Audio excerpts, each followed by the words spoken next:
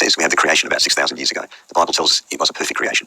Pretty reasonable, I think, to assume there was no carbon-14 present in the biosphere right at the very beginning. Man rebels against God. The fall takes place. God withdraws some of his sustaining power. And we find now that universally everything runs down. Entropy or disorder is increasing. And that's a reflection of the curse that God put onto the earth because of Adam's sin. So it seems reasonable then that the presence of carbon-14 would have started to increase. Now the flood was only about 1,600 years after creation. So by then there still was not much carbon-14 in the atmosphere. Not much carbon-14, therefore, in living organisms. So all the Actually makes sense when you take into account that the Hanaga completely changed during the Mabul after the Mabul. Hanagat Rampin to Zerampin.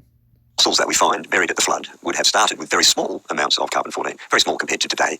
So the ratio of... That's why they lived so long, because the actual Hester Panim that occurs at the Mabul time is a complete...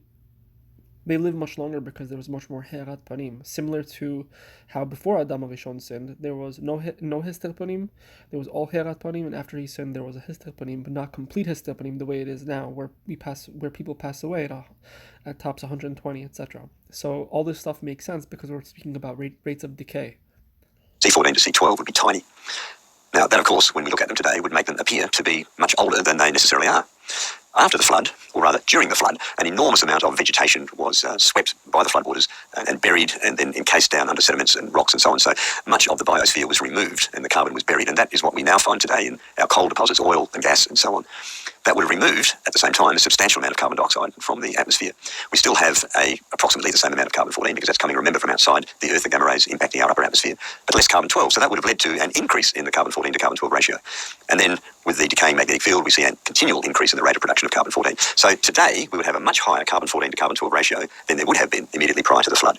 So that has the effect of magnifying the carbon-14 dates. So that means that dates... Needless to mention, there might be so many other factors that simply we're just not aware of. There's so many assumptions made. How it was in the beginning of creation, or how it was in the beginning of creation, or also taking into account that light was completely different, like the Pasuk in Yeshayahu, in the beginning of creation. So there's so many different aspects and so many assumptions that need to be made. It's just, you cannot, it's demented to assume. In the range of 30 to 50,000 years from carbon dating would most likely map back into that year-long flood. So Mark, the two factors that aren't often considered are the decay in the Earth's magnetic field and also the inconstant rate of carbon-14 to carbon-12 ratio. Is that correct? Yes, but the latter because of the flood, which involves belief in biblical history. So if the secularist rejects the Bible, which they generally do, then there's no way they're going to account for the flood in their carbon-14 calibrations. So let me take you back to